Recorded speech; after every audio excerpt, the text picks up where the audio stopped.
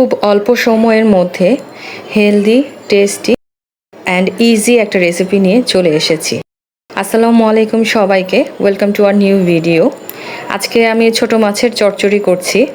প্রথমেই আলু সরু সরু করে কেটে নিয়েছি, আর আলুর সাথে একটা বেগুন নিয়েছি, সেম সরু সরু করে কেটে নিয়েছি। এরপরে এর সাথে আমি আদা বাটা, রসুন বাটা, জিরা বাটা, সামান্য হলুদ আর সামান্য মরিচ গুঁড়ো অ্যাড করেছি। এরপরে দিয়ে দিচ্ছি লবণ এবং ধনিয়া গুঁড়ো, এবং এই মশলা দিয়ে ভেজিটেবলগুলো খুব ভালোভাবে মেখে নিতে হবে। আপনার মাখানোটা যত পারফেক্ট হবে, রান্নার স্বাদটাও তত বেশি হবে। এবং এইখানে আমি আজকে নিয়েছি নদীর ছোট মাছ।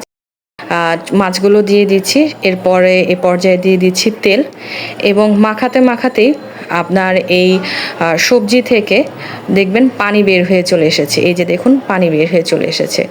তো খুব ভালো করে মাখিয়ে নেওয়ার পরে এর মধ্যে আমি হাত ধোয়া কিছু পানি দিয়ে দিচ্ছি, অল্প সামান্য, হাতটা ধুতে যতটুকু লাগে। তো এই হাত ধোয়া পানি দিয়ে এর মধ্যে আমি কয়েকটা ফালি করা কাঁচামরিচ দিয়ে দিচ্ছি। আপনারা চাইলে শুকনো মরিচের গুঁড়োটা অ্যাভয়েড করে কাঁচামরিচের পরিমাণটা আরেকটু বাড়িয়ে দিতে পারেন। শুধু কাঁচামরিচেই রান্নাটা বেশি ভালো হয়। মিডিয়াম লো হিটে রান্না করলে এটা আপনার 7 থেকে 10 মিনিটের মতো সময় নেবে। অলরেডি আমার তরকারিটা ফুটে উঠেছে। ছোট মাছ রান্নার পাশাপাশি ঠিক পাশের চুলাতেই আমি বড় মাছ রান্না করছি। এটা হচ্ছে পাঙাশ মাছ ভুনা।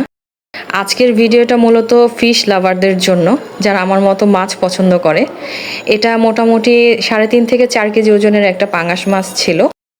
ভিডিওতে আসলে ওভাবে প্রপারলি আসেনি, বাট মানে সামনাসামনি দেখে রান্নাটা খুবই লোভনীয় লেগেছে এবং টেস্টটাও খুব ভালো হয়েছিল। তো পাঙাশ মাছ ভুনা করছি আলু দিয়ে।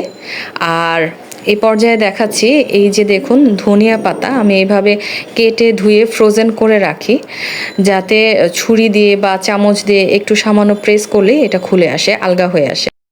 তো আমি ছোট মাছ যেটা রান্না করছি, এখানে টমেটো অ্যাড করলে আরও ভালো হতো। আমার বাসায় টমেটো ছিল না, যে কারণে আমি টমেটো দিতে পারিনি। রান্না একদম শেষের দিকে, মাছটা নামানোর আগে আমি ধনিয়া পাতাটা দিয়ে দিচ্ছি। ধনিয়া পাতা দিয়ে মাছটা নামিয়ে নেব। পাশাপাশি আমার বড় মাছটাও হয়ে গেছে ভুনা করা। তো চলুন এবার ডাইনিং টেবিলে যাই। আজকের খাবারের মেনুটা আপনাদের দেখিয়ে দিচ্ছি। এখানে পাঙাশ মাছ যেটা দেখালাম, বড় পাঙাশ মাছ, এটা ভুনা করেছিলাম। আর এর পাশে ছিল ছোট মাছ চচ্চড়ি, যেটা একদম আমি গা মাখা করে আমি নিয়েছি, আর পাতলা মসুর ডাল। আর এর সাথে ছিল সরিষা দিয়ে পুঁই চিংড়ি ভাপা। লালা বাঁচিয়ে রাখলে এই রেসিপিটা একদিন আপনাদের সাথে শেয়ার করবো। এটা খুবই টেস্টি একটা রেসিপি হয়। সো আজকের ভিডিওটা এতটুকুই। ভালো লাগলে প্লিজ লাইক করবেন, শেয়ার করবেন, পাশে থাকবেন সবাই।